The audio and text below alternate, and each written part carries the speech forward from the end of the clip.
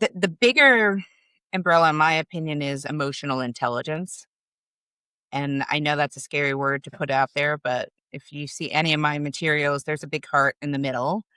And I think if I break that down and say, okay, just really what's one thing, it's awareness, right? Knowing yourself, what we've just talked about is really, who am I? How do I show up? How do I excel?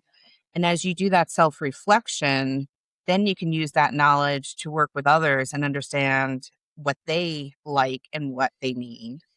You could take this a lot further and think about, read the room. Are people talking? Are they not talking? How is this going? So if it was just one thing, being aware, constantly looking for, what am I missing? What else is there? And that ties a bit into curiosity, which is in that emotional intelligence as well.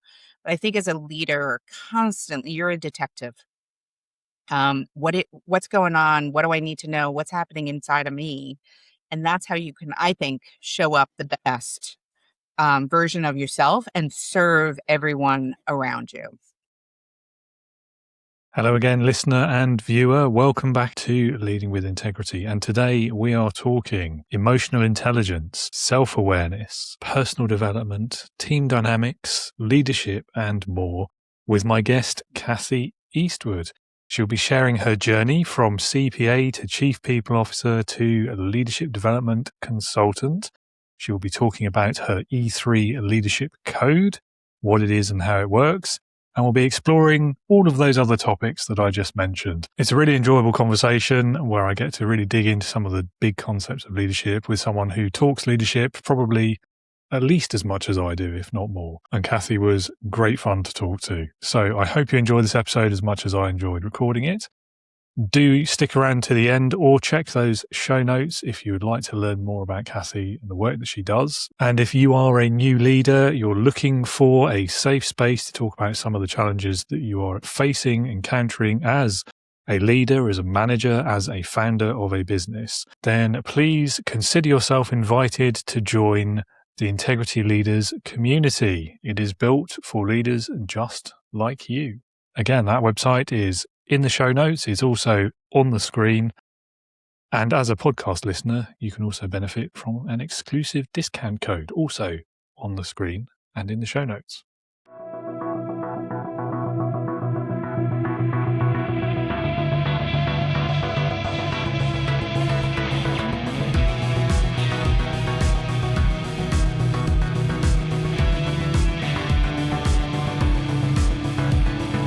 Welcome to the Leading with Integrity podcast.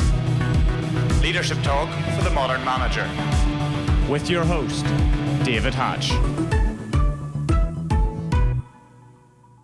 Kathy, welcome to Leading with Integrity. It's lovely to have you on the show. Oh, thanks so much. I think you're actually my first recording of the year because I've only just finished my backlog from December. So, excellent. Yeah. We're kicking off the new year then. Yeah. I mean, it's nearly the end of January, but we'll take it. Yeah.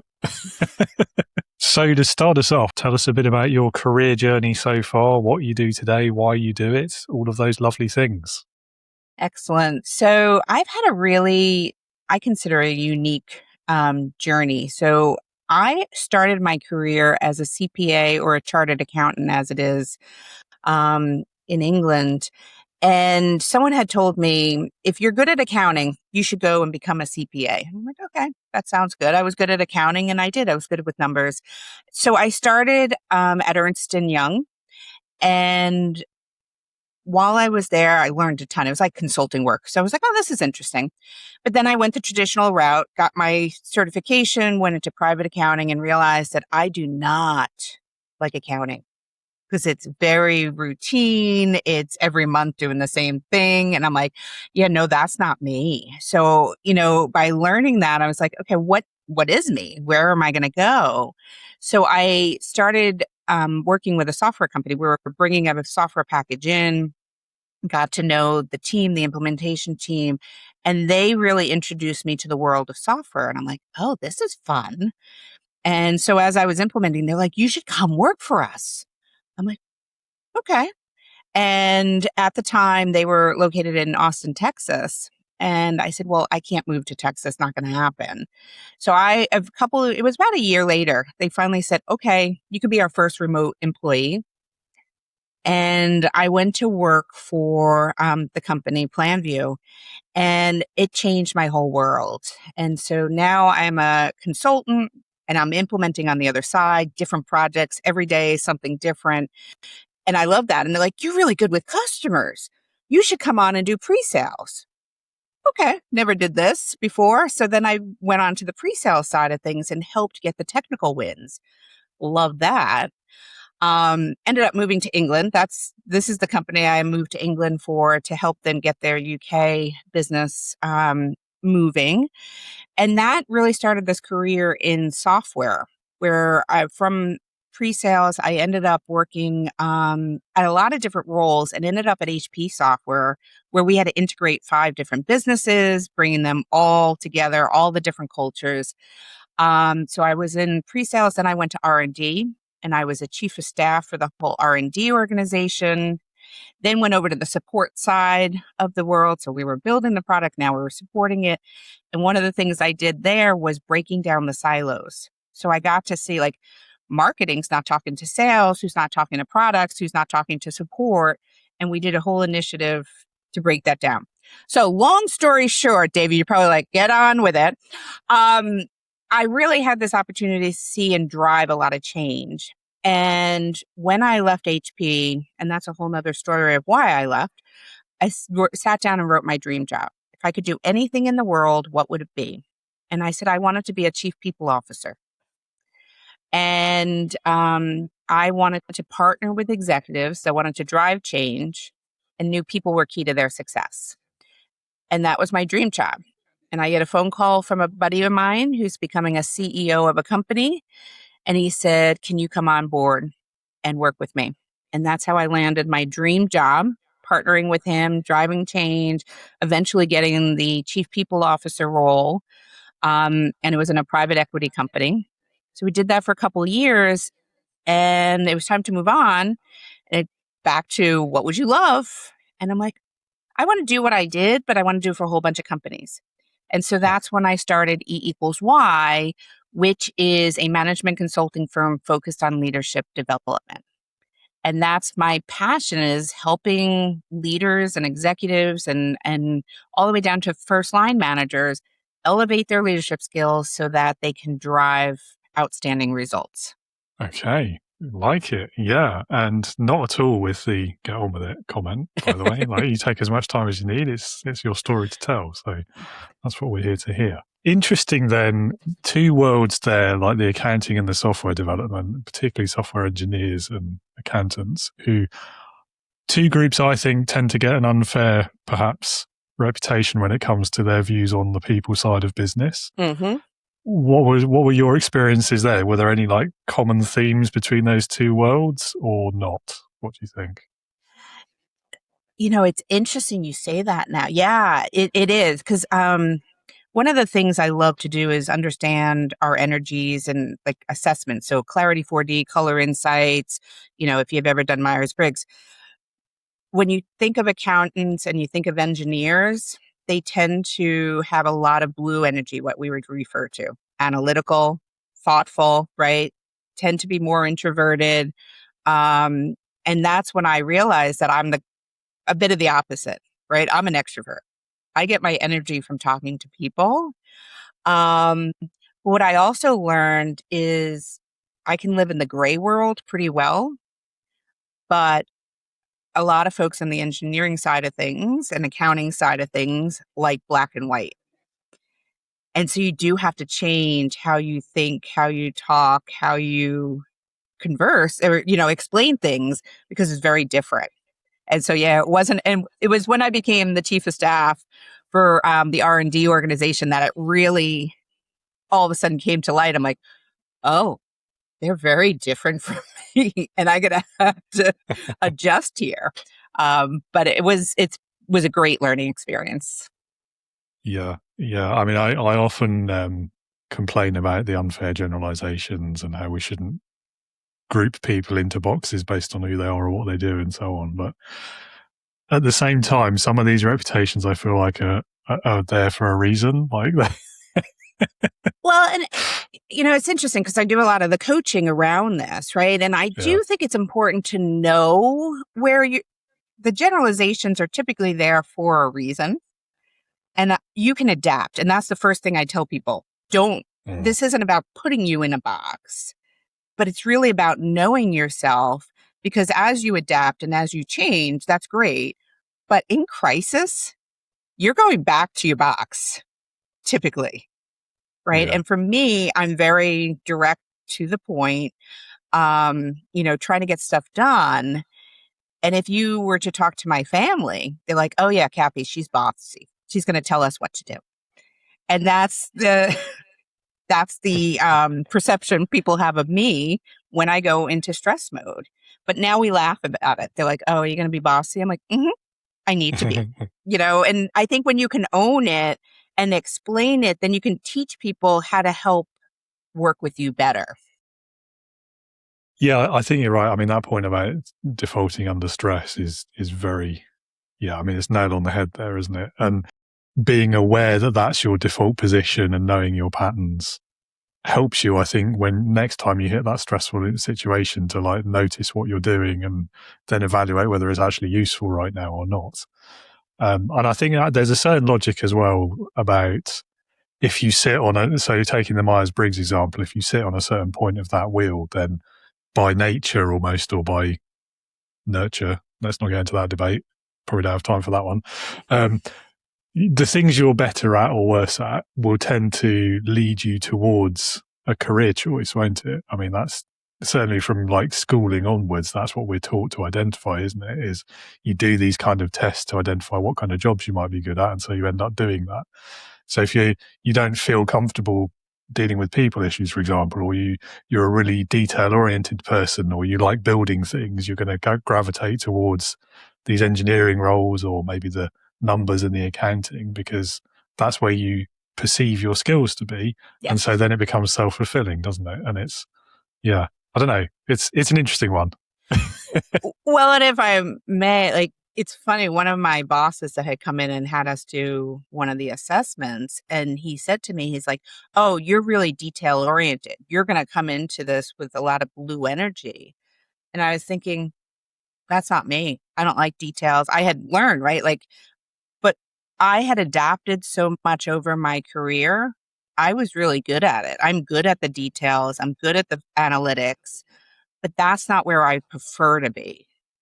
And so, and that's why I think it is important to know you can adapt, but I've learned not to put myself in that or do it at the times that I'm going to excel, right? So don't ask me to do an Excel spreadsheet in the evening because I'm exhausted.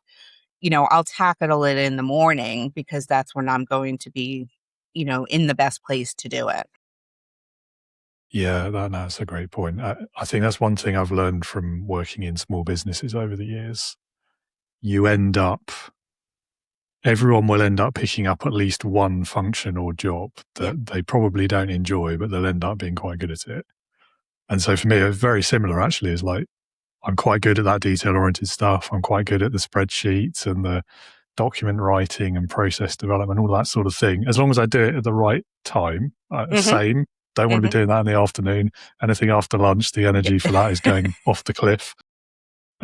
But I never really enjoyed it. And yet once you've done it for a little while and you do those tests, or you have your appraisals or assessments or whatever, and it'll be flagged up as this is something you're really good at. Therefore, that's the box we're putting you in forevermore, even though you don't really enjoy it and it doesn't energize you at all. You just do it because nobody else will or nobody else can. But that's where leadership comes into play, David. And I'm sure you have these conversations about learning about people that you work with, and don't let a test put someone in the box, right? Really, just because you're good at this, do you enjoy it? Right? These are questions that I think we all should be asking each other of good, but do you enjoy it? And, if you do, when do you like it? And because it changes over time as well. Definitely. And I think I think that's one of the biggest issues that a lot of leaders and managers struggle with. I don't know if that's true. What I mean really is, I think a lot of businesses need to get better at that conversation, because from the business's point of view, the mercenary kind of thinking, if you're good at it, that's all they care about. Doesn't matter whether you enjoy it or not, you're good at it. It's generating things for our bottom line, so you're going to stay in that box. And it does take stepping into proper, true leadership as opposed to management to actually recognize that maybe that's not the best. Yeah, because you're going to get short-term results on that. Indeed. Right? Because when do we perform at our best is when we're in a good place and we're happy. Then we'll start to go above and beyond at that point. And that's the long-term vision that businesses and leaders really need to think about and figure out how to get there. Yeah, absolutely. It's a bit of a reductive statement, but I feel like leadership is the long term and management's the short term. It's oversimplifying it, but it's a nice soundbite. So my soundbite on that one is management is the what you need to do. It's the managing of the tasks, and leadership is how you do it. And it's really leading the people of those tasks. So I think you need to do both, right? I'm not good at that argument of, am I a manager or a leader? Well, you still have to manage, right? And so many people are like, oh, I don't have to manage. I'm like, no, you still have to hire people. You still need to do the reports and the performance, and you have to do that. Yeah. But it's how you do it is the leadership side of it. And you have a choice on how you show up. 100%. No, I'm very with you. I don't like picking sides in that debate either, because it is both or neither. Mm-hmm. Frankly, Agreed. like, if you can't do both, you've got no business doing either. I agree. Certainly in a business setting anyway. I'm sure there's other situations where maybe you could get away with one or the other. Now you got me to thinking on that one. I'll think about that one. I'm pretty sure it's everywhere, but yeah, I don't know. I think maybe, I don't know. I'm thinking about my wedding where, my husband read my profile shortly after we got married, and it says, I don't like projects, long-term projects. And he's like, what? I'm like, yeah, I don't like that detail. So he's learning this. He goes, you managed our wedding. You had an Excel, like a whole project plan. I'm like, well, again, I want good results, so I'm going to do it. And so I think in our personal life, there are tasks you have to manage, right? You have to do stuff you don't always want to do. So I don't know. I'll think about it. Maybe you should take it as a compliment. You don't see him as a project for improvement or whatever. Yeah. So I think there's a compliment buried in there somewhere if he looks hard enough. Yeah. So, I mean, let's move on to some of the questions. I mean, we're very much leadership focused with this episode, which is nice actually for me, because there's often a bit of a tale of two halves in these episodes where we talk about the guest's expertise and then we relate that to leadership. But your expertise is leadership. So brilliant. So we'll start off with what I think is quite a fun question, which is, what do you think is the biggest lie that we tell ourselves about leadership? Oh, the biggest lie. I think that there's a mold that we have to fit into, right? There's a way we have to show up. And I struggle for a lot of folks because, a lot of people think, oh, I have to be that extroverted, charismatic, outgoing, strong, decisive person. And what you need to be, in my opinion, is authentic. And this goes back to what we've just been talking about. When you know yourself, then it's easy. And then you're showing up as yourself. And someone that is introverted, that thinks from their heart, right, very empathetic, they can still be an amazing leader. And in fact, they have to learn different skills sometimes, but they can be just as powerful and successful. And that's what I've seen too many people say, oh, I answered those questions based on how I think I need to show up. And that's the lie that I'm trying to adjust people to think, no, it's about showing up as yourself. Yeah, I think there's a lot to be said for that. And when we think about words, like, so decisive is a word that doesn't sit well with me in the leadership context. I don't know whether it's a question of it being like misunderstood or misused, but I think the perception of it is that means making a decision quickly, and that's what being decisive is about, and that's what leadership looks like. I so disagree with that. Like, it's not about the speed of the decision, it's about the quality of the decision within certain boundaries, right? So you don't want it to be like in 2 seconds and you've decided and you just happen to be lucky and get a good decision out of that. Equally, you don't want to take 3 months to make a simple decision. So it's on a scale, definitely, but I don't know. I think we think about it in the wrong way. And I think that definition of decisive, I'm on the soapbox right now. I know I am. I can feel it, but it's, I think we just need to get rid of that word and just think about it in terms of how we make decisions and what good and quality decisions look like. And then there's that other aspect of it as well, that being decisive means once you've decided, that's it. You're never going to change your mind. You're never going to go back on that. Yeah, I think it's interesting. When I think of decisive, I think about it as making a decision, right? I think what I agree with you, it's not necessarily the speed, it's the quality. But I think too often a lot of people do waffle, right? Oh, what if? And we don't make a decision where we'd be better off to make a decision and fail and adjust. So I think it's the back end of trying to change the cultures where it's okay not to have it perfect. So I think there's a lot of fear in making a decision because I make the wrong decision and then I can't, you know, I'm penalized for it, right? How many people have been penalized for making a wrong decision? And so that lives with us. And so I think it's about creating a culture where making a decision and then being willing to adjust is so important. Yeah, I mean, maybe it's a question of severity, and like as with anything, I suppose the two extremes are bad, but if you're somewhere in the middle, you're probably okay. Yeah. But I think, I don't know. I've seen both. Like, I've seen this kind of the holding out for the perfect decision, which ultimately means no decision, which is a decision in a way, isn't it? Mm-hmm. And then I've also seen like the knee-jerk reaction with absolutely zero thought whatsoever. And like, I'm all from learning from your mistakes and not being afraid to fail, but also you shouldn't seek out immediate failure. No, true. But and this is funny because we really are a bit opposite, right? So this is a good conversation because we would then help each other in that, right? I want a quick decision because that's just who I am. But that's not healthy and that's not good because sometimes you need to have the facts and the data. And I think that's where you come from, is making sure that we're making a informed decision, right? And I think when you can bring folks together that have both of that quality, then you can challenge each other and say, wait, I need you to slow down a little bit. Have we thought about this? And then someone like me could say, okay, yep, good. I got your back though. Let's try this and see if we need to adjust. So I think you need all of it.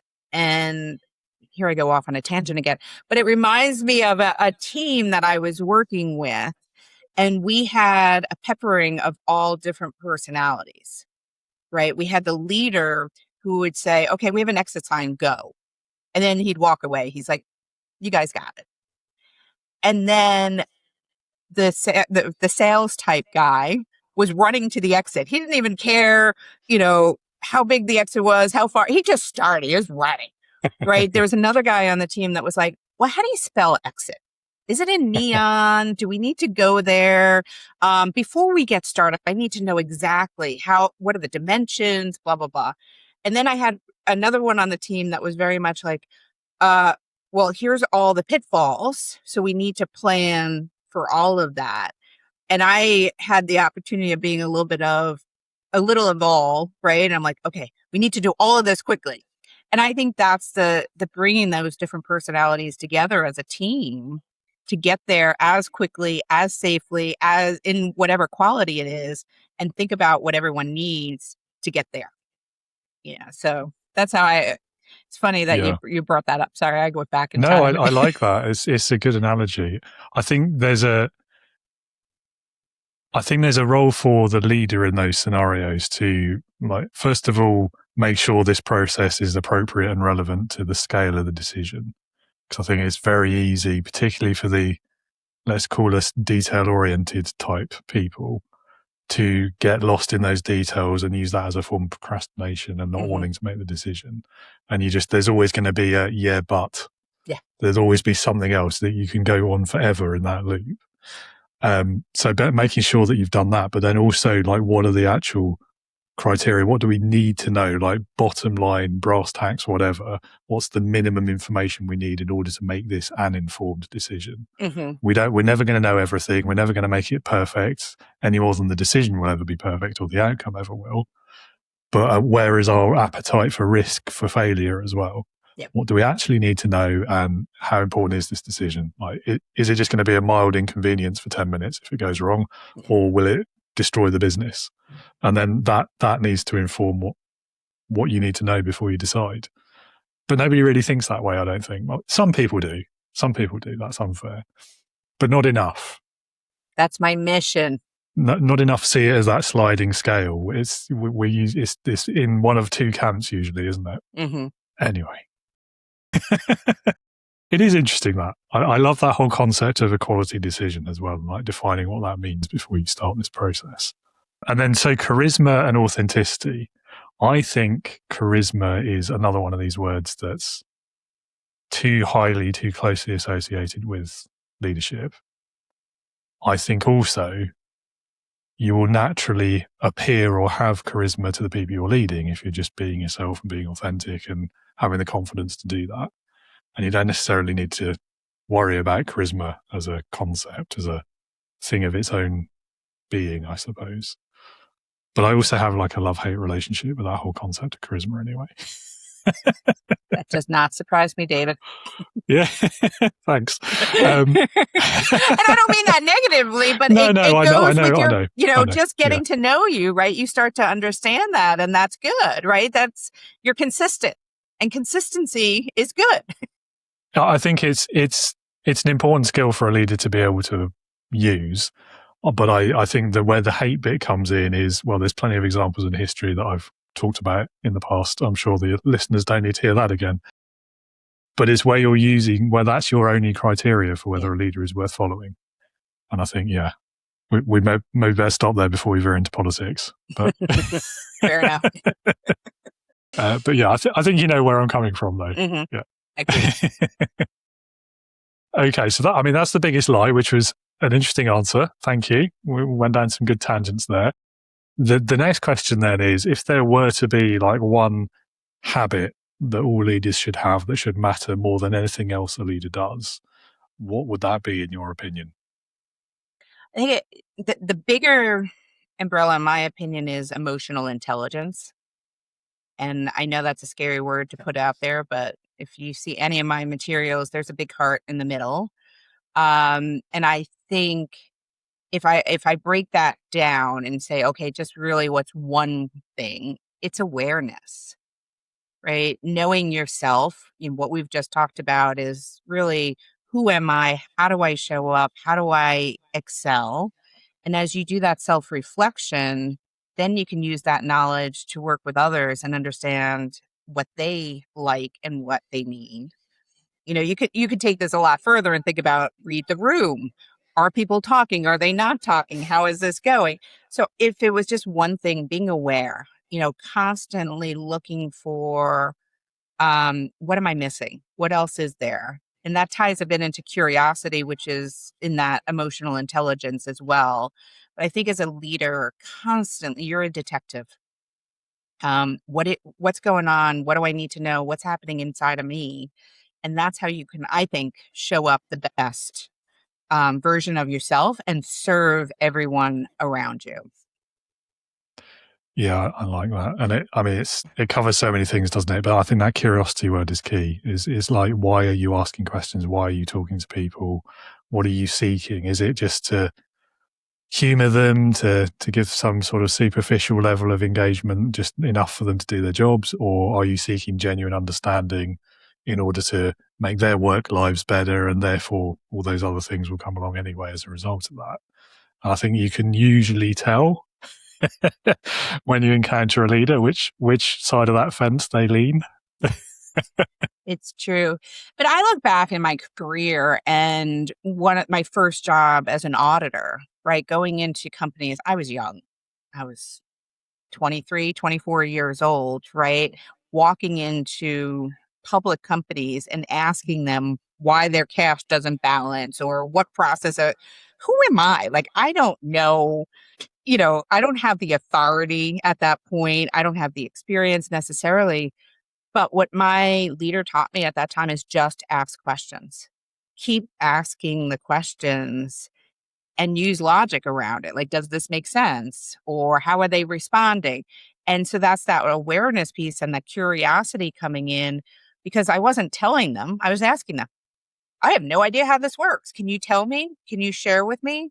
Well, if you are going from point A to point B, why is there this point A, point one? Like, what's that doing there?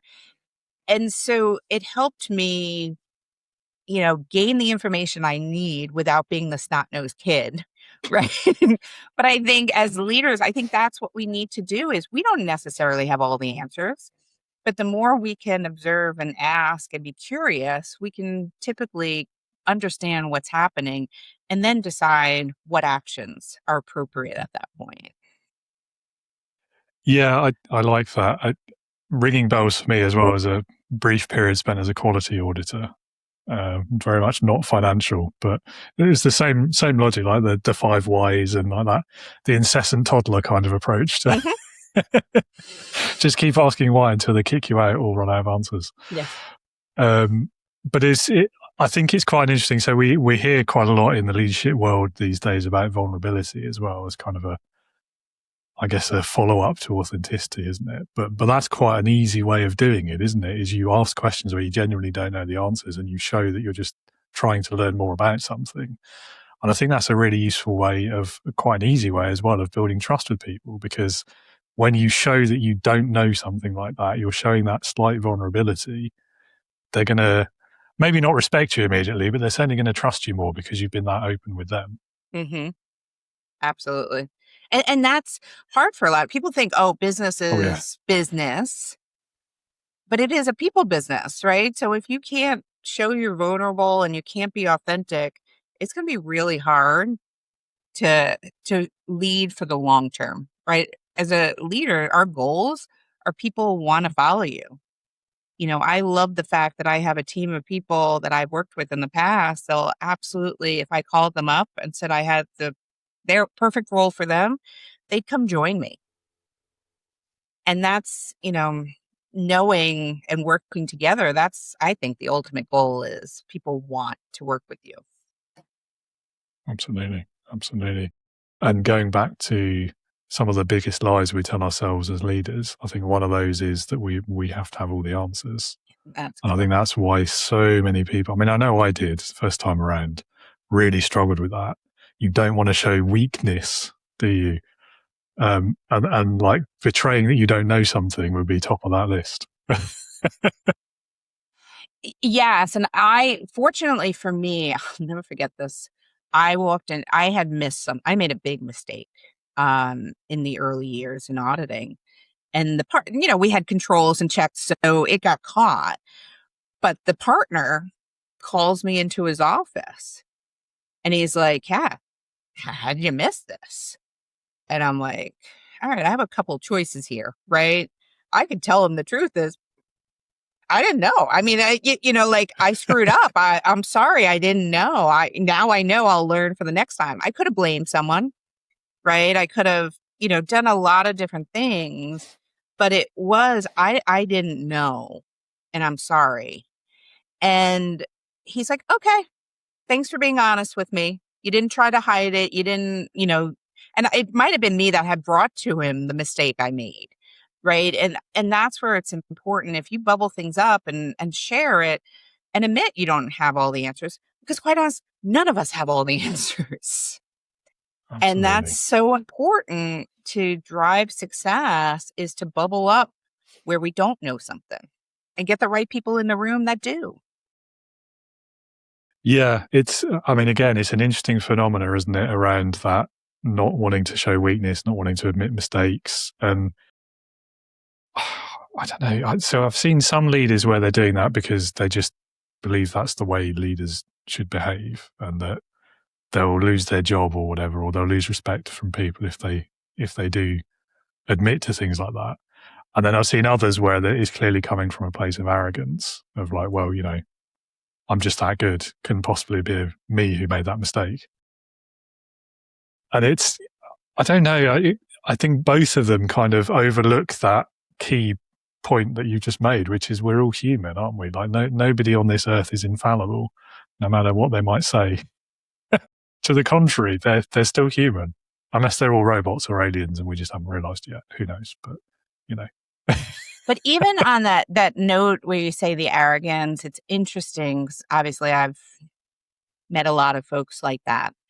When I've stopped and really thought and kind of asked questions, and again been curious, there's a litmus test I put out there, which is, do they have any fear, ego, uncertainty, and doubt going on? And 9 times out of 10, people that have the arrogance are fearful of something. They're uncertain of what to do, so they hide behind the arrogance, right? Fake it until you make it, right? Like there's another word, another lie for you, right? And they're taught that just power through. And you think about those people that, the ones that pontificate for a good 20 minutes and tell you, like, this is how you do things. And then they start using all this technical jargon, right? And you're like, oh, they must be really smart. They're much smart. They got no idea. And so they are putting a facade up, right? Because of their own fear, uncertainty, and doubt. And they think that's the way. And so if you just start to ask them some questions like, what else is going on? Are you okay? What's happening? And you can start to see the cracks start to come in. We're all in the same boat. We all carry fear, ego, uncertainty, and doubt.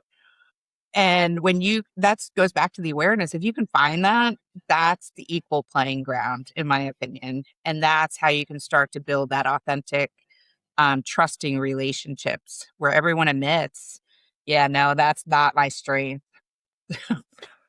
no, 100%. I was laughing as you said that because it definitely rang a bell. It reminds me of that old joke about, was it like 75.3% of statistics are made up on the spot or whatever. I feel like that's maybe true for like the expert language, the abbreviations, the techno babble, that sort of thing. And it's often, you're so right. It's a cover for either there's a fear there or there's something they don't want you to know they don't know. Mm-hmm. So they're just trying to confuse the non-tech people in the room until they stop asking. Mm-hmm. And I feel like it's subconscious a lot of the time as well. Oh, it absolutely is. I don't think people wake up intending, right, to show up arrogant or to hide something. I think it is things that are, past experiences, how we were brought up, past roles where we got reprimanded for something. I mean, there's so much stuff that impacts us, emotionally and psychologically, that there's days that I think I should go get my psych degree, because being a leader is getting harder and harder because there's so much more stuff that people are having to deal with, and we've got to navigate that. Yeah. I'm fascinated as well by the perception, the perceived difference between confidence and arrogance as well, and how that is in the eye of the beholder a lot of the time. I find that really interesting. Agreed. And I think, often people will say to me, they're like, oh, you have a lot of confidence, Kath. And I'm like, oh my God, if you knew what was going on, I'm one of those ducks and like my feet are going under the water. But I do have a bit of a natural confidence that comes across, but that doesn't mean, if you were to ask me, I'll tell you right off the bat, I lack confidence all the time. And that's how I tell people that. And once they hear that, they're like, oh, okay. Because I know I come across scary sometimes, right? I've learned this. And so again, it goes back to having those dialogues of, oh, this might come across as being direct and arrogant. I don't mean to be, right? Like my tagline is a nurturing driver. I want to get stuff done, and that's going to be my tendency. And you may see it come out as arrogant, but I care so much. And the reason I'm going to give you this difficult feedback is because I care. And I love you and I want you to succeed. but it's, I was talking to a really good friend yesterday, and I'm like, all right, I'm not going to give you advice. And my other girlfriend's sitting there. She's like, yeah, she is. That's just her nature. And I'm like, okay, but I'm going to keep quiet. They're like, no, we know you love us. Go ahead. Tell us. And so it is this fine line, though, because if someone doesn't know you, it can come across absolutely the wrong way. And you need to be aware of that. But yeah, I think it's also the other side. If someone is coming up arrogant, I think when you can create an environment to be able to ask them, do you really mean to come across that way? And I've had that conversation with people. I said, you're coming across as an ass, and excuse my language, right? And they're like, I didn't mean that. And now they're my best friend years later. You know what I'm saying? So Yeah. it's when you can be vulnerable, be authentic, you can ask some of those questions and see if you can't break down the walls and help them show up more authentically. Yeah, yeah, you're right. I mean, it's building those relationships over time, isn't it? And you can't expect it to just happen on day one. And I think there's lots of things in leadership where that's true. But I love that the duck with the feet going under the water analogy. I hear that quite often, and I think maybe one of the biggest secrets of life is that's true for everyone. Yes. Like nobody is that confident really. And when they are, it's just a result of competence, which is usually the result of repetition. Mm-hmm. And so I think if thinking about confidence in that way has certainly helped me in life. But Mm-hmm. rather than just thinking it's something you have or you don't, and it's like this kind of ethereal, ill-defined, thing, I suppose. But yeah, you gotta love a good reframe. Agreed. We haven't really talked about your book yet.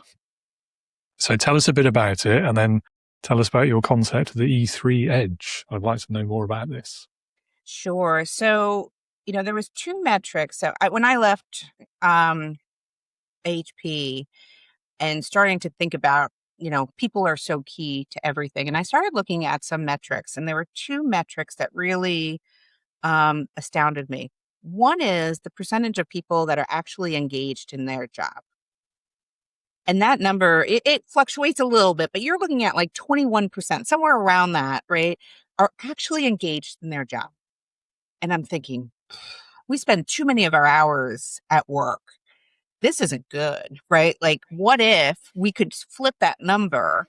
How much more productive would businesses be? How much happier would individuals be, right? So I'm like, all right, this is a number I need to investigate. The other one was there was one study I read that said 8% of people actually accomplish their goals. And I'm like, no, that can't be. That means 92% fail. So I did a little more research. The Balanced Scorecard, the book, says 10% of organizations, succeed at achieving their objectives. All right, really? And I've been digging for truly to find what is the actual number. So lo and behold, it's somewhere. Let's just all agree it's less than 30% of people achieve their goals on a regular basis, right? And I'm like, okay, so now a lot of people are unhappy. People aren't accomplishing their goals. What's going on here? And that's what I started to look at is I've accomplished a lot in my career. I've done a lot of change initiatives. I've been part of ones that have succeeded and part of ones that have failed, right? So when you look at both of those are learning opportunities. And I started talking to a lot of people. And what I really learned is there was a repeatable formula in driving results. And that's what I started to build was the E3 leadership code, which is this repeatable formula to help leaders drive success. Because I told you my red energy, right? Want to win, got to get there, but people are key to the success, so that's that pulling of both. You need both. And so the E3 leadership code is about that balance. And that is focused to help that edge, that E3 edge of people, that 30% that are achieving things. What are they doing differently? And how can we flip that metric? And so the E3 leadership code is first, E is expression. You need to express the end vision. What are you doing? Why are you doing it? What's it going to look like? What's the purpose? You need to have clarity on your goals and set that out there. So next, the second E is engagement. How do I engage the people around me? How do I get stakeholder buy-in? And this requires you to speak different languages, right? I need to be direct to some people. I need to provide the analytics to someone else. A lot of what we just talked about is how do we engage people the way they want to engage? Not the golden rule of treat everyone the way you want to be treated, but treat everyone the way they want to be treated. Now, you have a lot of leaders that are visionaries. We know them all, right? We have a lot of leaders that are great at getting people excited and rallied. But the third leg of the stool, I call it, is execution. You have to deliver the results. You said the word repetition, right? You can have competition, can have confidence through repetition. So it's doing it over and over again. It's coming back to our goal was this. Have we accomplished it? Are we doing the milestones? Are we having the difficult conversations? Are we course correcting? So that's the three legs of the stool of the E3 leadership code. And the C, and I know you're not going to be surprised by this, is the emotional qualities. You have to show up with authenticity, with awareness, with purpose. And that's what the E3 Edge do. That's what the small minority of people that achieve their goals, they're following this E3 leadership code. And so I'm like, all right, I've got to write the book. And the business is all built on this as well. But I also struggled in my career. I read a lot of stuff. I listened to different people, and you talk about the what and the why. Not a lot of people talk about the how. And so that was my intent on this book, is to get into the how as well. How do you show gratitude? How do you be more aware? How do you be more authentic? And so that's the book that I've written, and really just focused on helping people be themselves, but deliver results, right? So it's a human approach to high performance. I like it a lot.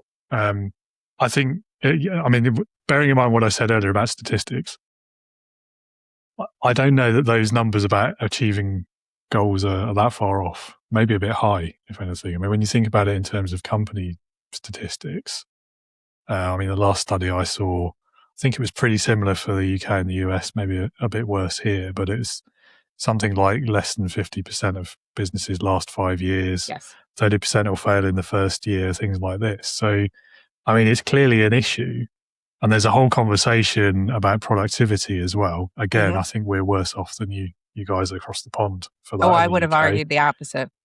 Well, I don't know. I mean, again, I guess it goes back and forth a little bit, but there's been a pretty well established thing in the UK about us having the national productivity problem or something like that. Yeah, depends on the article you read, but I don't know. I think there's a conversation to be had in the context of post-COVID and what the modern workplace now looks like and what productivity means as well.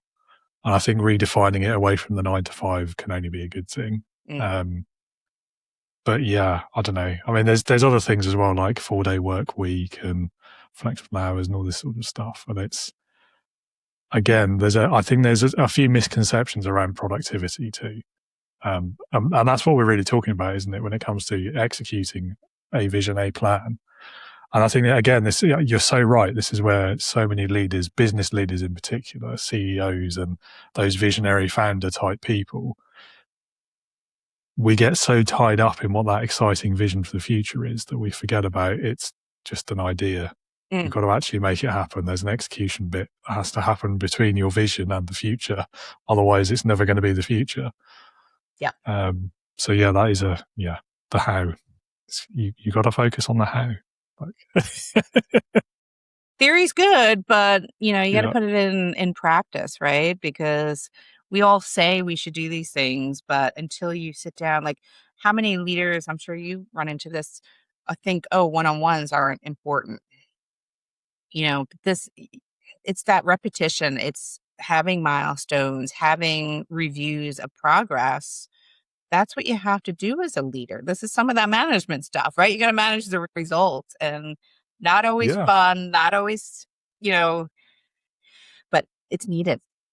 I don't know. That always used to be. I'm sure nobody I've ever managed or led is listening, but if they were, they'll probably think this is just a bit sycophantic. But the one-to-ones are always my favourite bit as a leader. Like, I love doing that. It was that having that human conversation, understanding like what's working for them, where they want to go, what I can do to help. All of that. I loved that. That was the good bit of leadership in my brain. Like, I I don't agree. get why people don't like it. I think people have a misconception of what leadership is, right? And they think that, another soundbite that I like to talk about is it's the job of the team to deliver results. It's the job of the leader to facilitate that.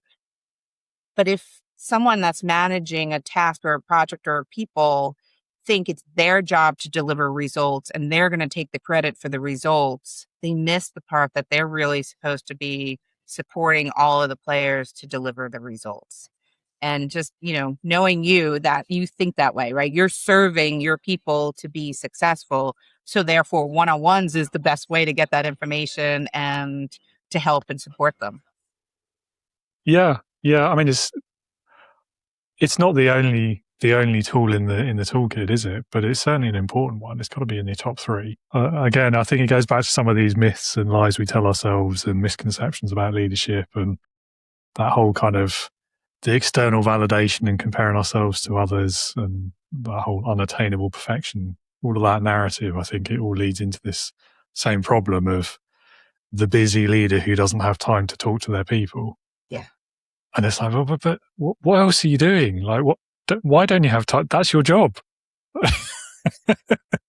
Like 70% of your time should be talking to your people and helping them be successful. Yep. I'm with you. Mm-hmm. Yeah. It's a weird one. It's always puzzled me that. Anyway. I think a lot of businesses don't set you up for success. True. Yeah. Right. So if you're a leader and you're in meetings most of the day because you're a team member right? Because you're managing a team and then you're a team member. And I think if we don't set ourselves up for leaders to have that time to come back to their team, that's where a lot of the breakdown is. That is an excellent point, actually. When I was saying what I was saying just now, I was thinking in my mind of like the founder CEO type who has full control of in theory, full control of their time and attention. But you're absolutely right. I mean, when you're dealing with a multi-layered hierarchy and you're not at the top of it, absolutely, you're going to have competing priorities. Great point. Okay. Wow. So nearly an hour's flown past. We must be having fun. We've covered quite a lot of great leadership lessons there.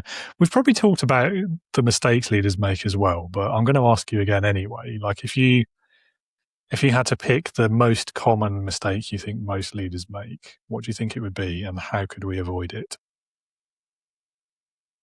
I mean, I know this isn't going to surprise you. It's going to go back to the leadership code in some ways, but I say there's really 4 questions that you're missing something. And I think it's different for different leaders because some excel, some people are operationally strong, right? So execution's going to be their top, but then they're missing the clarity. So I always say, have I clearly define what our goals are? Do we have alignment? And oftentimes that's a mistake, right? You think, oh, I put the goals out there, they're on the wall, we know what we're doing, and everyone's on board. You got to go back. You got to keep going. Does everyone understand it? And then the second common one comes around engagement. Are you speaking your own language and the leaders, right? They're in there, they think everyone's on board, and they don't get everyone engaged and inspired or enabled. They don't train them. And then if they don't execute as well, right? So, and then the last one is emotional intelligence. If you don't show up emotionally, I know that's 4 and you asked for 1. I think it depends. So probably the answer would be not having balance, right? And not doing all of those things and only sticking with maybe 1 or 2 things that is your strength. But you need to adapt and do it all. I like that answer. Yeah. I'm a big fan of the word balance in general, except when it comes to work life, because I feel like that's overused and not attainable anyway. But yeah, I like that. I particularly like the writing the values on the wall or whatever, and then not bothering to make sure anyone actually cares about them or understands them or anything like that, or can they even read? Like, maybe you should talk to them instead of put it on the wall or whatever.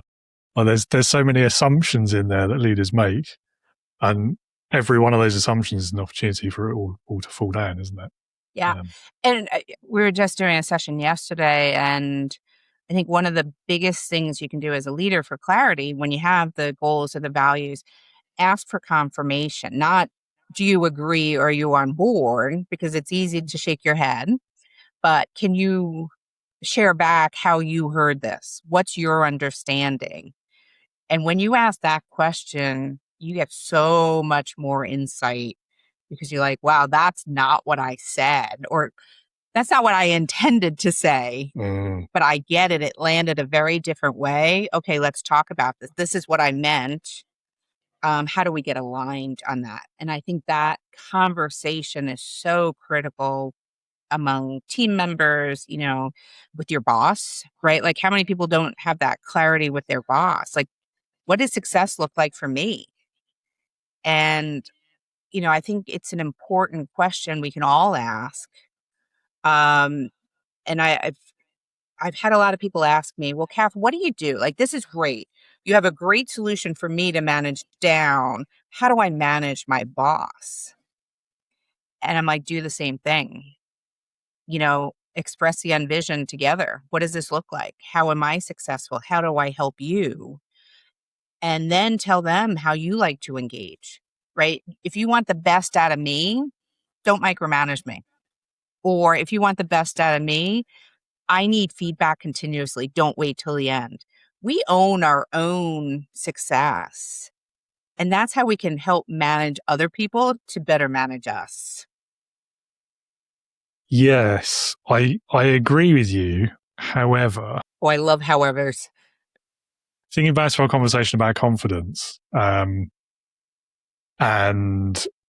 the cultures of a lot of organizations and the misunderstandings that people's leaders might be operating under, it's not always an easy conversation or even a possible conversation for people to have in the upwards direction. I agree. Yeah. Now, for me, that's a clue that you need to leave the organization and find a different one. But, I'm a bit brutal when it comes to that side of it. But I do think, I agree with on the, here's what I need from you to be successful. That takes a little more trust, a little more confidence. But getting the clarity with someone, I actually think that one is an easier one. And I know this is recorded, but I'm going to say it. Sometimes you have to feed people's egos. And so if you go into that conversation and say, hey, I want to make you successful. How do I make you successful? Then it becomes, you turn the tables a little bit, right? Oh, yeah, I want to be successful. Okay, here's what I need, right? And so it's less about you in that scenario, but you're getting good information, right? And then that sets you up for that success. Then you can learn the words they use and feed it back. You needed this. Here's what I've done. Does this meet the mark? Right? So I think that one is less challenging in a way. Like, you have to practice it. Don't get me wrong. It's not, I know people are going to, but you can practice that. And I think that's important. Yeah, I think so. Part of me feels like if all you're doing is asking a question, how can that possibly be taken the wrong way? But then also, we've all met people who would. So I don't know. I mean, worst case, you're going to get a bit of information, even if that information is, I probably shouldn't be working here anymore. I'm with you. And by the way, I've had that scenario where I walked away, and that is, I'm all on board with that decision. When appropriate. Same. So we're probably biased on this point, aren't we? Yes. But, yeah. It's right. So I'm going to ask you, it's kind of an opposite question now, but I enjoy hearing the answers to this one because it fills me with optimism usually. So what is your best memory of being led? when I think about this question, it's the fact that a lot of the people that have led me have encouraged me to go beyond what I thought was possible. They saw something in me that I didn't see in me, or they saw that I lacked confidence in an area and they pushed me a little bit further. And, I look at a lot of my leaders. I'm friends with almost all of my leaders still to this day. And because we had open, honest conversations. And that to me those are the memories, right? To think back that every one of them, telling them I'm writing the book, they're like, "Oh, fantastic!" And like, how can I help? What can I do? And I'm like, wow, this feels really good. Now, there's a couple people, by the way, that are definitely not on that list. So I think it's more of the traumatic memories of the toxic ones, but in general, it's people that had more confidence in myself than I had in myself and help me do stuff beyond what I thought was possible. I think that's a real skill of not just like having more confidence in someone than they have in themselves, but then going that next step and helping them realize that confidence of themselves in a way that doesn't make them feel small or like they're not up to the job. Because that's a very tricky like moment of transition there, isn't it? Of, well, yeah, I mean, you might think I can do it, but I don't. So, and I think that's a great test of leadership, actually, is how that conversation happens and what the end result is. But I think you need to be looking for those examples of, you say you're not good with numbers, but you just came back and did the spreadsheet and found this, piece of analytics that's really important. So don't tell me that you're not good at that because you demonstrated it here, right? Or, sometimes it's that correlation, I guess, is people don't always see a skill directly. And you need to be able to help them understand that, well, when you were talking to the customer on this problem, that can be translated into sales. So that's the same skill in a slightly different way. And I think that's the strong leaders that are able to translate those skills, and they are transferable. And so that you can build the confidence of what you've already done. Yeah, definitely. I mean, it's like building them up, isn't it? Especially because if confidence is an issue for them already, they're probably talking themselves down. Yes. And probably aren't realizing that they're actually quite good at something. Yep. So, yeah, it's very important, very important. And great stories, great examples. I've only got fun questions left now, I'm afraid. Okay. We're leaving the serious ones behind a little bit now. But so the first one then of these last two, this is the time travel question. So if you could go back in time right to the beginning of your career, what advice would you give your younger self? It's funny. It's this confidence, honestly. But as we've been talking, it's that knowledge that everyone carries fear, ego, uncertainty, and doubt. If I had known that more when I was younger and tried to connect with people and understand that, I think I would have had a lot more confidence. And I agree with you. You got to be really careful because it's not about arrogance. It's about humility, right? But yet having that, no, actually, I know more than I thought I did. And I think too often we underestimate what we are capable of. And that's why I wish I had more confidence earlier in my career. I think that's the main difference, isn't it, between confidence and arrogance, is confidence is justified and arrogance is unearned. Oh, and I think like if you're struggling with confidence, then at least you're not arrogant, right? Yeah. It's true. It's true. Yeah, good lesson there. Okay, so the fun final question. This is my favorite question usually. Everyone gets this one as well without variation. So Okay. you have to answer it, I'm afraid. There's no escape. So it's leadership heroes. Leadership heroes. If you had to pick one person, but it could be literally anyone you could think of, so they could be alive or dead, past or present, real or even fictitious, if you like, but somebody who would, in your opinion, perfectly embody leadership. So who would that person be for you and why? I have two, but I'm going. So You can one is say them both if you like, and then I'll make you pick one at the end. okay. One is my dad, right? And he's passed, but he went from the mailroom to the president of the company. And so to watch that, didn't have schooling, but used street smart. And his legacy when he passed was how he treated everyone with dignity and respect.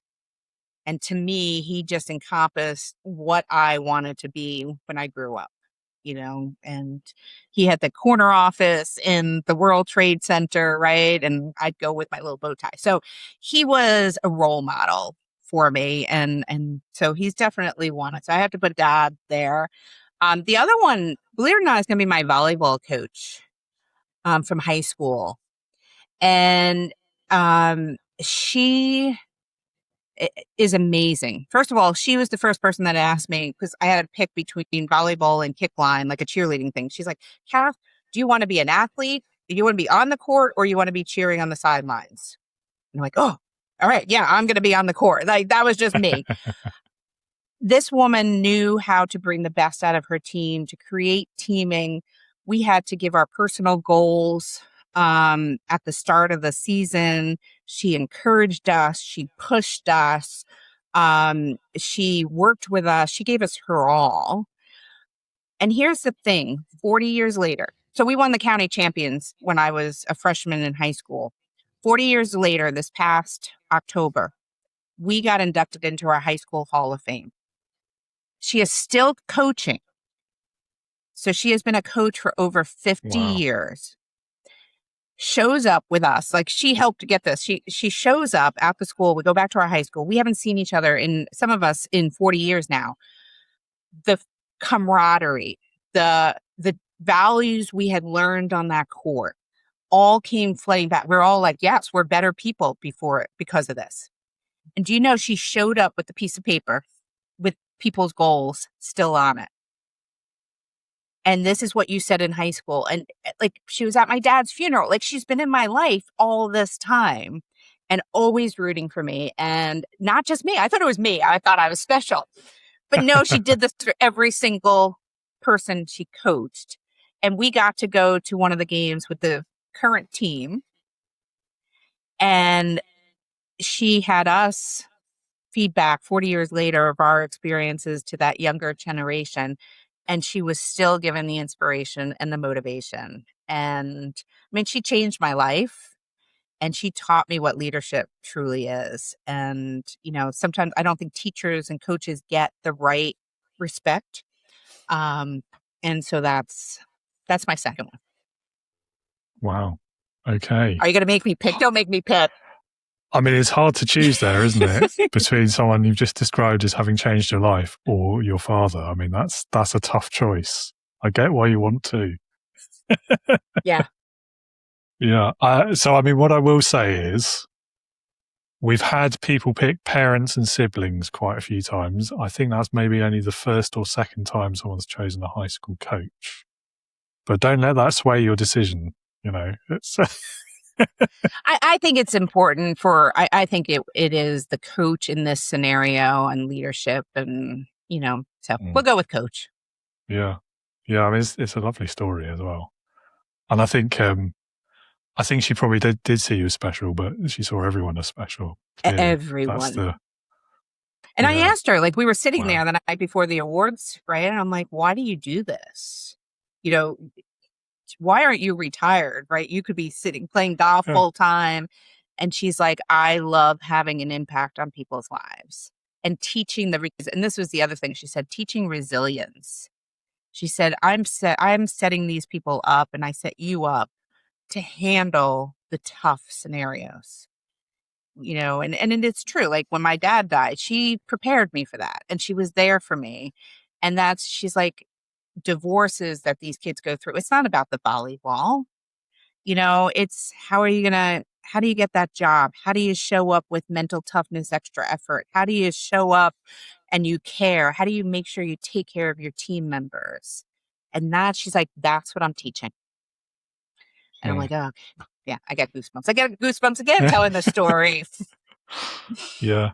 I think the real mark of great leaders is, well, it's that impact, isn't it? But it's the legacy as well, and the fact that all these years later, you still have this visible passion when you tell the story. Yes, I think that says a lot. I agree. Yeah. So what was the goal that you wrote down? Did you remember what it was before you saw that bit of paper again, or? No, she didn't have mine. Oh no, that's disappointing. Yeah. I thought we were going to close the loop there nicely, but no. But I'll go with it was about writing the book. Fair enough. Yeah. So you can say you've done it then. Good. Yeah. Lovely. Well, Kathy, I've really enjoyed this conversation. I am going to ask you one final small question, which is, if anyone in the audience would like to learn more about you, perhaps reach out, get a copy of the book, work with you, any or all of the above, where can they go? What are the links, addresses, and so on? Yeah, one of the best places is LinkedIn. Reach out. You can get like all of the links there. So Kathy Eastwood, all one word with a K, on LinkedIn. And the website is www.e=y.com. And hopefully they can, if they're seeing the recording, they'll see the name of the company. And that's the best way. Or they can email me at keastwood@e=y.com. I'm always happy to talk to anyone.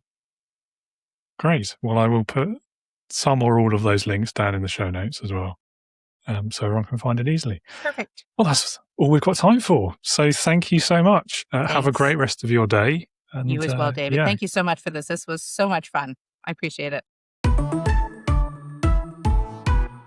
Kathy, thanks for your time today. Great conversation. Covered a pretty wide range of leadership topics there, but I think there's some pretty key themes that have emerged, which I'm sure the listener or the viewer will benefit from immensely.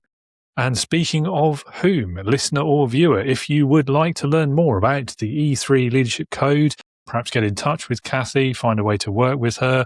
If you're interested in applying that express, engage and execute model that she discussed today, you will of course find the details, the website, the LinkedIn address down in those show notes. So do get in touch with her. I'm sure she'd love to hear from you. If you are a new leader and you're feeling that loneliness at the top, you don't have anyone to talk to discuss those challenges of leadership with, you need that safe space without the risk, then do come along and join us at Integrity Leaders, the online leadership community for the lonely leader, the low confidence leader, the one who is struggling with imposter syndrome, who wants to improve their knowledge and practice of leadership so that they can build a happier and therefore more productive team. And if any of that sounds familiar, then Integrity Leaders is the place for you, especially if you also work in a high technology industry, you lead or manage clever people, and you're partial to a bit of sci-fi and potentially a bit of silliness and fun as well. If I'm ticking the boxes for you right now, that website is in the show notes. It's on the screen, as is that exclusive podcast listener discount code, which will give you 50% off forever. Pretty good deal, I think. Anyway, if you're not sure if the websites and the landing pages and the videos and this episode haven't given you enough to make a decision, you are, of course, welcome to reach out to me. Let's talk leadership. My LinkedIn profile is down there too. Reach out, connect, drop me a message, and let's chat. Thank you so much for listening, for watching today. I hope you'll be back with us again next week when I'll be discussing neurodiversity in the workplace and its implication for leaders, managers, business owners, with my next guest, Mr. Grant Harris. So until then, take care, stay safe, and be a leader, not a boss.